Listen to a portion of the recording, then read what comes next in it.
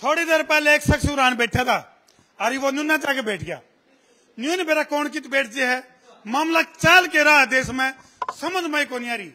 भाइयों बहनों, मेरे प्यारे देशवासियों, आज रात 8 बजे से भी उसका मनीष भाई 400 पार कत्ती चाला पाटा का 400 पार होगी। तो भाई फिलहाल ये जो तस्वीर हम देखने लग रहे हो, सोनीपत लोकसभा में मोहनलाल बड़ोली यानी कि एक लाल गया था और दूसरा लाल की एंट्री हो गई है धमाकेदार।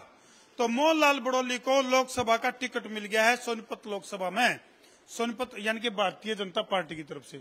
इसे बात मान दो, जय जय श्री राम, जय जय श्री राम। एक बात है भाई, जय श्री राम पता तुम्हारा डूंडा है पढ़ो तुम कत्ती लटकाटे। तो मनीष भाई मोहनलाल बड़ोली जो कि राय से विधायक रहे हैं, और प्रोफाइल की अगर मैं बात करूं तो सोनीपत लोकसभा से भारतीय जनता पार्टी को एक ऐसा नया चेहरा मिला है। कारण क्या है, पुराना चेहरे को हटाकर नया चेहरे की धमाकेदार एंट्री। आखिर क्यों? क्योंकि मोहनलाल जी ने बड़े ही जो भारतीय जनता पार्टी के लिए काम किया है, छोटे समय में इतनी प्रसिद्धि हासिल करना वो हर किसी के बस की बात नहीं होती। और नया चेहरा नहीं है, ये पीछे विधायक राय के रह चुके हैं, बड़े अच्छे अच्छे काम किए हैं। और मैं छोटा सा 6ठी कक्षा में था और तब से मैं मोहनलाल जी के साथ जुड़ा हूं, और मुझे स्कूल से उठाकर लेकर जाते थे, आजा मैं कुछ नई चीज सिखाता हूं।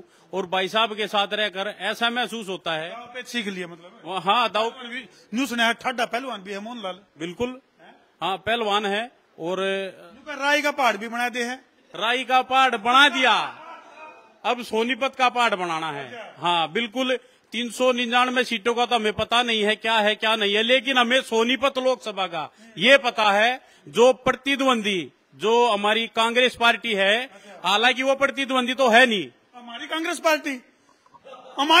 पार्टी जबान फिसल गई, इनके मुंह से निकल गई, कांग्रेस भी तारी होली, वो मारी है, वो मारे में रड़ेगी, वो उसका वजूद ही नहीं है। How it is possible? बिल्कुल पॉसिबल है। वो आने वाले समय में मात्र भाजपा ही रहनी है। कांग्रेस को जब अपना प्रत्याशी ही नहीं मिल रहा, कौन सी साजिशें रचते हो आप लोग, कैसे कर लेते हो इतना सब कुछ? आर पार पिछली बार नारा दिया था, गुलाब की बार मोदी सरकार, अरीब का कर दिया आर पार 400 पार। चक्कर के कौन सी ईवीएम के लिए सेटिंग कर रखी है? ये ईवीएम हमारी नहीं है। हाँ, ईवीएम जनता की है। ये प्यार प्रेम जनता। ये जनता किसकी है? ये जनता हमारी है। ईवीएम जनता की है और जनता इनकी है, और ये मोदी के हैं। बिल्कुल, हम मोदी के हैं, मोदी मारा है और मोदी सबका है। तो फिलहाल ये देखो भाई, गौर से देखिए, ये देश के यानी कि प्रदेश के तीसरे मुख्यमंत्री, तीसरे वाली है नहीं? हाँ है नहीं? बिल्कुल, मतलब पहले लोग नहीं सोचा करते कोई भारतीय जनता पार्टी हैट्रिक मारेगी कि नहीं मारेगी, हैट्रिक तो लगेगी, और ये चौथा भी लगेगा। गौर से देखो भाई, शामित हम तस्वीर देखोगे, नायब सिंह सैनी और इसके बराबर में है मोहनलाल बड़ोली।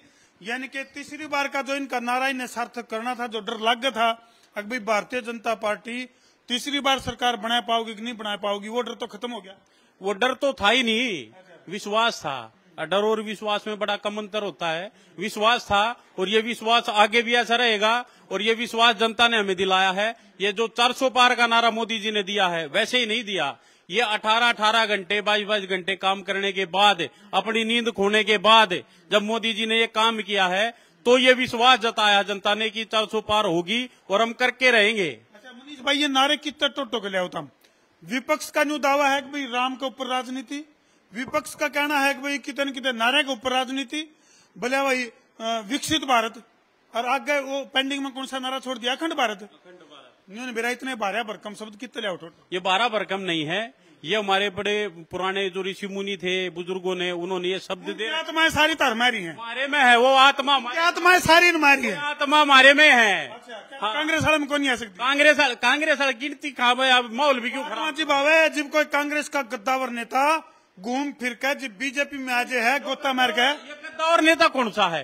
कौन सा गद्दावर नेता? नवीन जिंदल ने ले आए, नवीन जिंदल मारा, पवित्र हो गया वो, तब उसने न्यू कहा करते कोयला चोर, आपके सुप्रीमो कहा करते कोयला चोर, कोयला चोर का नहीं साबित तो वो हमारे में आया है, तो कुछ ना कुछ। हाँ, भारतीय जनता पार्टी सच बोला झूठ बोला है? नहीं, सच्ची बोल रहा है। तो प्रधानमंत्री नरेंद्र मोदी ने नवीन जिंदल को न्यू कहा था कोयला चोर। अगर वो दोषी होगा, वो अगर वो दोषी होगा तो उसको जो न्यायालय ना जो सजा देगी वो भुगतेगा। भाई मतलब हम ये नहीं कहते कि हमारे पास ऐसा गंगा जल छिड़क दिया और वो हो गया, वो अपनी छवि। ये जो चले गए थे ये जो चले गए थे इस महफिल को छोड़ के दोबारा से धमाकेदार एंट्री होगी है। अब ये भी नहा धो के आए हैं, इसी बात पे बोलो जय श्री राम, जय श्री राम, जय श्री राम। सर ये देखो भाई, भगवान मेरा तन भगवान, मेरा मन भगवान। तो बताओ भाई, मोहन बड़ोली का क्या होगा? मोहन बड़ोली जी के लिए मैं एक शब्द एक लाइन कहना चाहता हूँ क्या दो? और कांग्रेस के प्रति ये कहना चाहता हूँ, निगाहों से निगाहें मिलाने को जी चाहता है, निगाहों से निगाहें मिलाने को जी चाहता है, निगाहों से निगाहें मिलाने का जी चाहता है। कांग्रेस का कैंडिडेट थोड़ा घी चाहता है। इसे बात पे मेरे भी एक लाइन याद आएगी। भला भाई बड़ी शिद्दत थी उनसे आंखों से आंखें मिलाने की, बड़ी शिद्दत थी उनसे आंखों से आंखें मिलाने की, पर कमबख्त के उनकी दाई आंख कानी थी और मेरी बाई आंख कानी थी।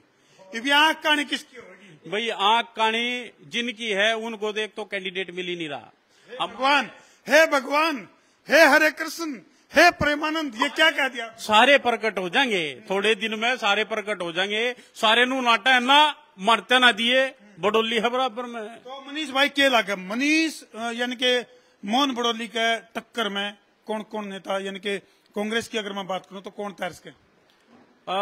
जहां तक बात चल रही है कि हमारे जो मोहनलाल जी के बराबर में किसी को, अभी ये अपने विधायक हैं सुरेंद्र पवार, इनका नाम चल रहा था। ये गड़बड़ कर गया, ये गोला पे कोई फिरकी लेवत है भाई, कांग्रेस की तरफ से हम बता देंगे। माइक मत हटाकर पूरी बात सुने, अगर इब सू क्या है, इबा के कवा दे, इब अपने वो जोड़ दे ना साची बताऊंगा।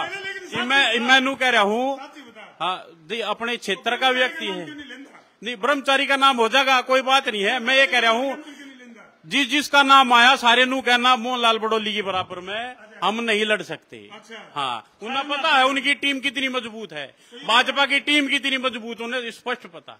भाई थोड़ी देर पहले मोहनलाल बड़ोली के दफ्तर में एक बात चली थी, बोले भाई 10 ऊत एक यूथ ना, 10 ऊत एक बूथ के यो नारा जिस टाइम पर काम चल लगा ना, काम चल लगा उस टाइम पर आपने भी दिखेगा, बुलाऊंगे आपने भाई क्यों कर होगा 10 ऊत एक बूथ। हाँ। मामला के ये बूथ बात सारी ना पूछा करते पन्ना प्रमुख क्या हुआ? पन्ना प्रमुख मनीष भाई, पन्ना चलो पूछना पन्ने पाड़े होता हम साची बताओ।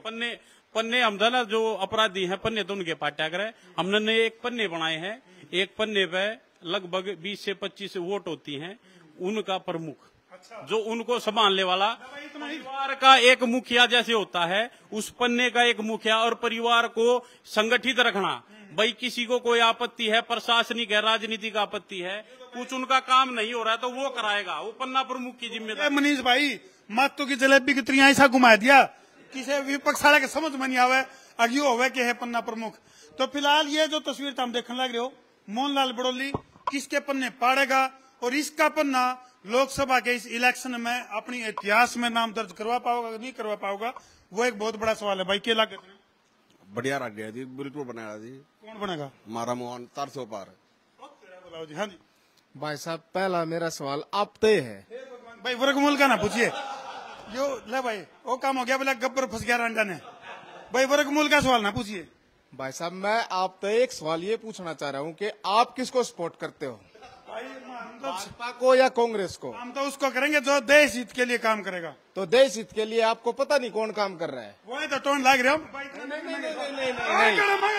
भाई साहब ना भाई, सीधी बात है, जो देश के लिए काम करेगा। आप ये बता दो देश के लिए कौन काम कर रहा है और किसने नहीं किया, आपको सब पता है? नहीं, सबने बेरा है। अगर नहीं पता तो कैमरे के सामने पता, सबने बेरा है कौन किस खातर काम करे। बोला सबका साथ खुद का विकास, वो रह गए।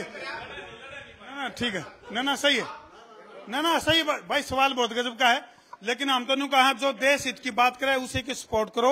और वो हम तो भाई सुनो मेरी बात, पार्टी तो ऊपर उठ के वही बात है, बाबावाद, पाखंडवाद और भाई देश के जो विरोध काम करने वाले लोग हैं उनके खिलाफ हम तो वो कोई भी हो। देखो जी, देश में अब की बार मोदी लहर है, 400 पार 100% होने हैं, और सोनीपत से मोहनलाल बड़ोली को 5 लाख वोटों से प्लस तक 5 लाख थे, प्लस है, जिता के भेजेंगे। खामोश हो गए।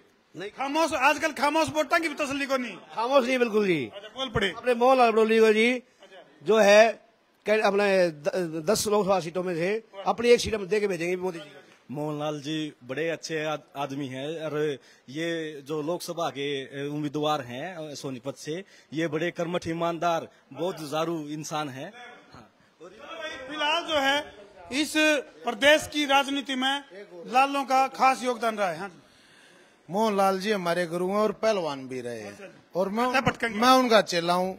कांग्रेस वाले कैंडिडेट को बढ़ते बगल डू से सीधा चित मारेंगे, सीधा 5 लाख। तो अभी पछाड़ मारोगे, कौन सा मारोगे? सीधा बगल डू, अच्छा टांगा के नीचे पड़ गया, सीधा बगल डू। बगल डू समझ में आओ मनीष भाई। भाई बगल टू जो चीत होगा वो ही बता सके इस बात ने। बिना जिसका लाके हुए जाने। चलो भाई फिलहाल जो है सोनीपत लोकसभा का हमने तरतीब बताया कि हालचाल है। यह तो थी खुड़कना वोट बैंक, यू है खुड़कना वोट बैंक। और जो साइलेंट वोटर है और जो न्यू कान में फूक मारते बताना पड़े है, उनके बारे में भी तरतीब जरूर बताएंगे। सोनीपत लोकसभा में किसका रुका रोड़ा चल लगा। चलो भाई कर दो वीडियो ने जिला के शेयरिंग का कर दो फतूर, ताकि देश और प्रदेश के हालात सुधर सके जरूर। जय श्री राम। नौ तरह देसी पत्रकार धर्मी।